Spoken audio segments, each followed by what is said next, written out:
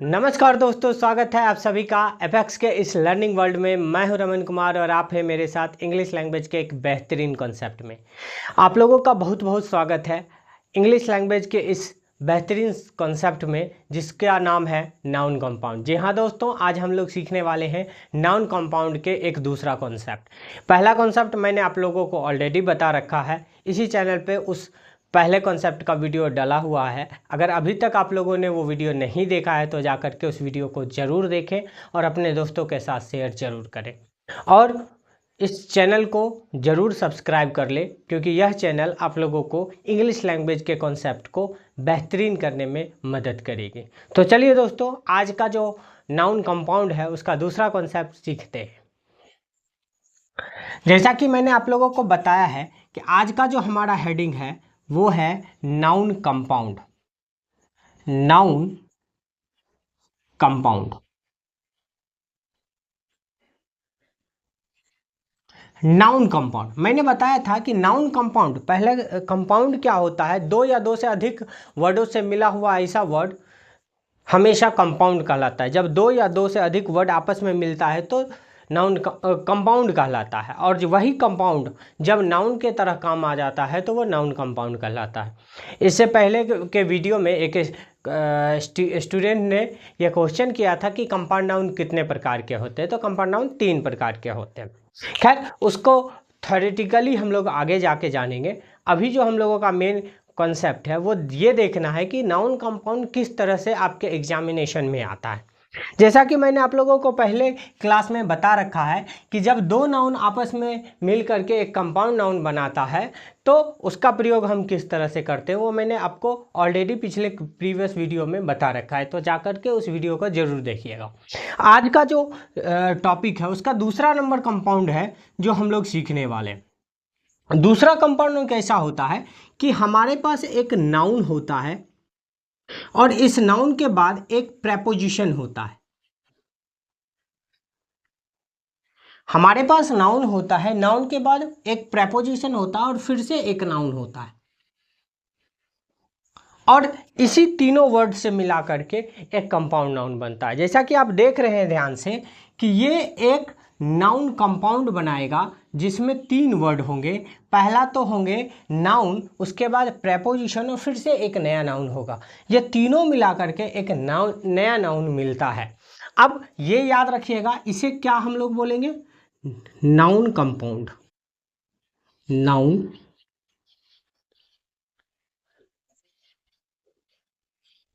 Compound.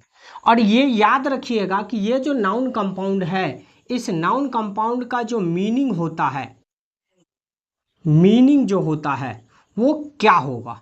तो generally क्या होता है कि किसी वर्ड का 2 तरह का मीनिंग निकाला जाता है। आप देखोगे कि इस नाउन का जो एक्चुअल मीनिंग होगा वो कहीं कुछ और देगा, लेकिन इसका जो मीनिंग, मेन मीनिंग होता है जिसको फिक्स मीनिंग हम लोग कहते हैं, उसका फिक्स मीनिंग कुछ और होता है। मतलब ये जो मीनिंग है ये आपको 2 तरह से निकालना पड़ेगा।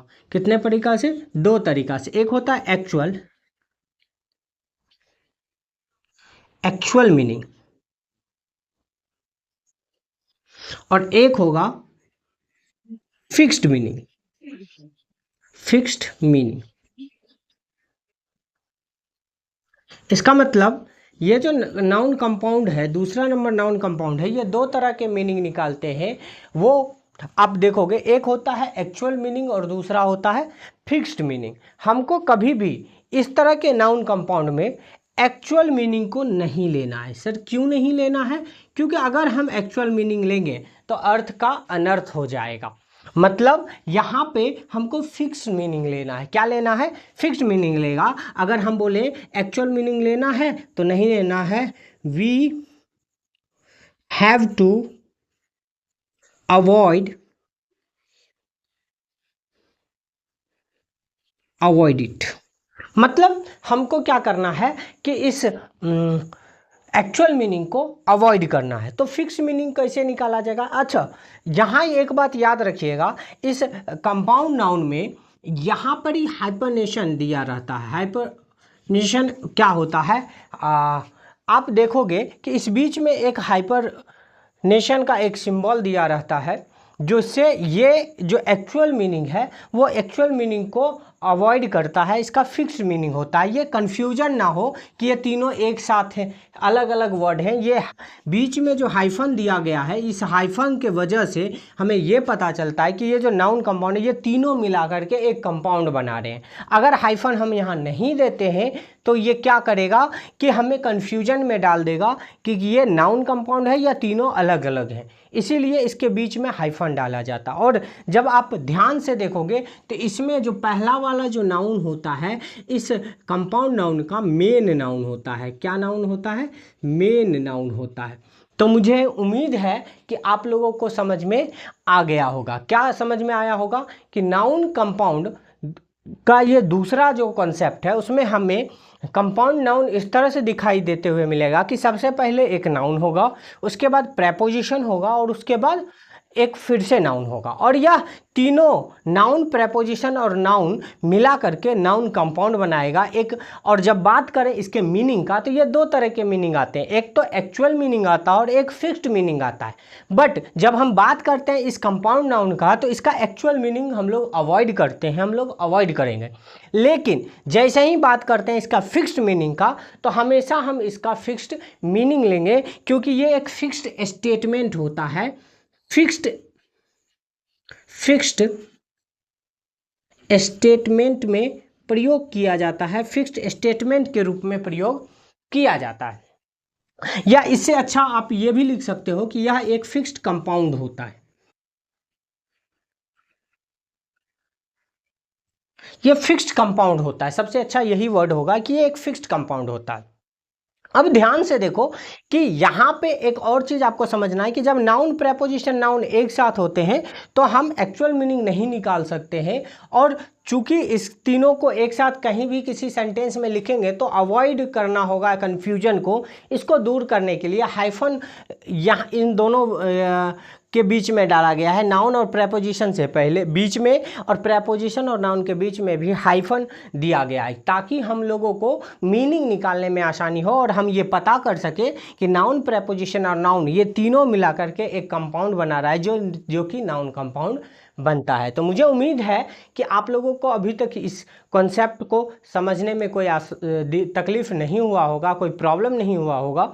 आप समझ पा रहे होंगे कि नाउन कंपाउंड कैसे बना है। पहला कंपाउंड में हम लोगों ने आप लोगों को बताया था कि जब दो नाउन आपस में मिलता है तो नाउन कंपाउंड कैसे बनता है। अभी दूसरा कॉन्सेप्ट में हम लोगों ने पढ़ा कि नाउन, प्रेपोजिशन और नाउन ये तीनों आपस में मिल करके नाउन कंपाउंड कैसे बनता है। चलिए अब आगे हम लोग इसके एग्जाम्पल से समझते हैं कि कैसे एक नाउन, प्रेपोजिशन और नाउन तीनों मिल करके एक नाउन कंपाउंड बने। चलिए दोस्तों आगे बढ़ते हैं। जैसा कि मैंने बताया कि एक नाउन, उसके बाद हाइफन लगेगा, उसके बाद प्रेपोजिशन आएगा और उसके बाद हाइफन लगा के फिर से एक नाउन देंगे, और यह तीनों जब आपस में जुड़ता है तो क्या बनाता है? नाउन कंपाउंड बनाएगा, एक कंपाउंड बनाएगा जो कि नाउन के तरह काम करेगा। अब ध्यान देने वाली बात है, इसके एग्जाम्पल से हम लोग समझते हैं कि कैसे। जैसे कि आप लोग लिखोगे सन in law, sun in law. अभी आप देखो सन इन लॉ, अगर हम सेंटेंस में इस तरह से लिख देते हैं तो हमें कन्फ्यूजन हो जाएगा कि सन अलग है, इन अलग है, लॉ अलग है, और इसका कुछ और ही मीनिंग निकल जाएगा। अब बीच में हम लोगों ने क्या किया कि हाइफन डाल दिया। अब क्या हो गया कि ये तीनों जुड़ करके एक कंपाउंड बना दिया, और या एक सन इन लॉ का वर्ड निकल के आया। ठीक है, अब आप ध्यान से देखो, अगर इसका मीनिंग की बात करें, जब हम सन इन लॉ की एक्चुअल मीनिंग की बात करें तो लॉ का मतलब क्या होता है? कानून। सन मतलब बेटा, कानून में जो बेटा होता है उसे ही सन इन लॉ कहते हैं। लेकिन एक्चुअल में इसका मीनिंग क्या होता है? सन इन लॉ का मतलब होता है दामाद। तो आप समझ पाओगे कि अगर हम इस कंपाउंड नाउन का एक्चुअल मीनिंग निकालते हैं तो कुछ और होता है, लेकिन इसका फिक्स्ड मीनिंग कुछ और होता है।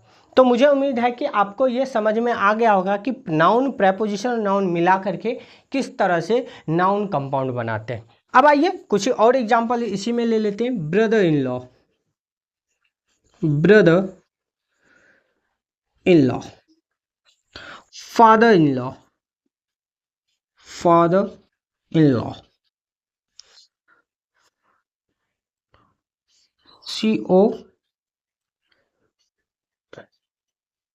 Commander in chief, commander in chief, editor in chief. इस तरह से वो वर्ड जो है आप लोगों को समझ में आएगा कि ये सारे के सारे वर्ड जो है ये कंपाउंड नाउन के एग्जाम्पल्स हैं। अब इन कंपाउंड नाउन्स का हम लोग स्टेटमेंट के अकॉर्डिंग स्टेटमेंट में यूज करके हम लोग देखेंगे, लेकिन उससे पहले हम लोग ये जान लेते हैं कि इसका अगर हमें सिंगुलर से प्लूरल बनाना हो तो कैसे बनाएंगे। जैसा कि मैंने आप लोगों को बताया था कि यहाँ पे जो प्रेपोजिशन से पहले जो नाउन होता है वह सेंटेंस का मेन नाउन होता है, मतलब इस कंपाउंड का मेन नाउन होता है। क्या होता है सर? मेन नाउन होता है, और हमेशा सेंटेंस में मेन नाउन का ही सिंगुलर फॉर्म बनाते हैं हम लोग, और उसी का हम लोग प्लूरल फॉर्म बनाते हैं। इसका मतलब अगर हम इससे पूछें कि सन इन लॉ का सिंगुलर फॉर्म या सन इन लॉ सिंगुलर फॉर्म है, इसका प्लूरल फॉर्म बनाएंगे तो किस तरह से बनाएंगे, तो मैं आपको एक दो एग्जांपल देता हूं, आप मुझे बताइएगा कि तीनों में से हम क्या लगाएंगे। जैसे सन इन लॉस, दूसरा है सन्स इन लॉज, और एक होता है सन्स इन लॉ। अब मुझे बताओ इस तीनों में से कौन सा सही होगा। आप बोलोगे सर आपने बोला कि मेन नाउन तो सन है, तो सन का प्लूरल होना चाहिए, लॉज का तो होना नहीं चाहिए। यहाँ भी देखो सन्स है और लॉज है, ये दोनों का प्लूरल बनाना है, गलत हो गया। तीसरा नंबर जो है वो हमारा सही आंसर है, राइट आंसर है। तो मुझे उम्मीद है कि नाउन कंपाउंड का ये जो दूसरा कॉन्सेप्ट है उसमें आप ये समझ पा रहे होगे कि एक नाउन कंपाउंड बनता कैसे है, जब नाउन प्रेपोजिशन और नाउन तीनों मिला करके नाउन कंपाउंड कैसे बनते हैं, और उस नाउन कंपाउंड का सिंगुलर से प्लूरल कैसे बनाए जाते हैं, और ये सारे के सारे एग्जांपल्स हैं। अब हम लोग आगे इसी सारे नाउन कंपाउंड का प्रयोग करके कुछ सेंटेंस में कुछ एग्जाम्पल के थ्रू आप लोगों के बीच हम समझाने की कोशिश करें। चलिए दोस्तों, अब हम लोग ये देखेंगे कि स्टेटमेंट में कंपाउंड नाउन का प्रयोग कैसे किया जाता है। पहला एग्जांपल आप लोगों के बीच में है, my mother in law is visiting us this weekend.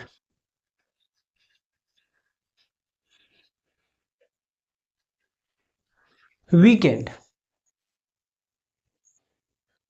अब देखो इस सेंटेंस में आप देख पाओगे कि मदर इन लॉ जो है इस स्टेटमेंट में नाउन कंपाउंड है। कौन सा नाउन है? कंपाउंड नाउन है। और नाउन कैसे बन रहा है? ये जो वर्ब है इस वर्ब का ये सब्जेक्ट बन रहा है और नाउन के तरह काम कर रहा है। सब्जेक्ट और वर्ब क्या होता है? नाउन होता है या प्रोनाउन होता है। ये मैंने आपको ऑलरेडी इस वीडियो से पहले के वीडियो में बता रखा है, तो आप वहां जा करके आप देख सकते हो कि नाउन होता क्या है। आगे बढ़ते हैं। अगला एग्जाम्पल मैं आप लोगों के बीच लेके आ रहा हूं। Commander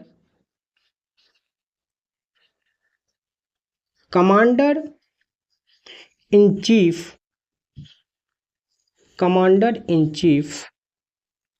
address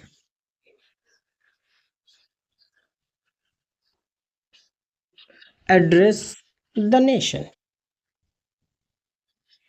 commander in chief address the nation. राष्ट्र को संबोधित कौन कर रहे हैं? कमांडर इन चीफ कर रहे हैं। अभी आप ध्यान से देखो, अच्छा आप ध्यान से देखो कि यहाँ आर्टिकल द लगेगा।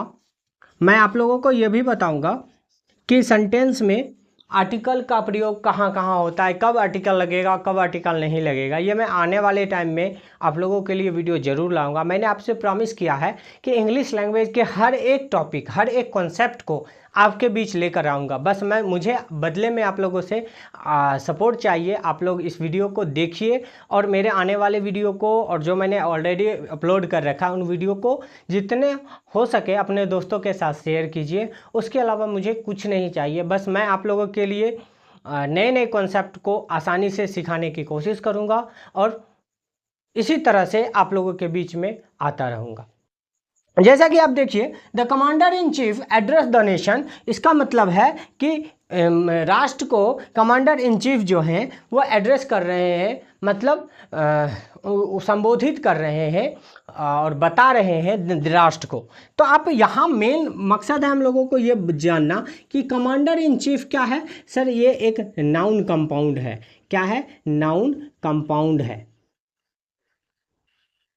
तो मुझे उम्मीद है कि आप लोगों को समझ में आ रहा होगा कि नाउन कंपाउंड क्या होते हैं। चलिए दोस्तों आगे बढ़ते हैं। एक एग्जांपल और आप लोगों के बीच में लेकर आ रहा हूँ।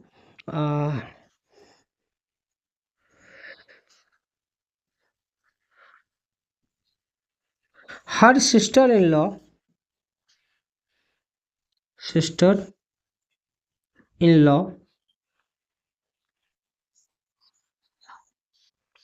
is a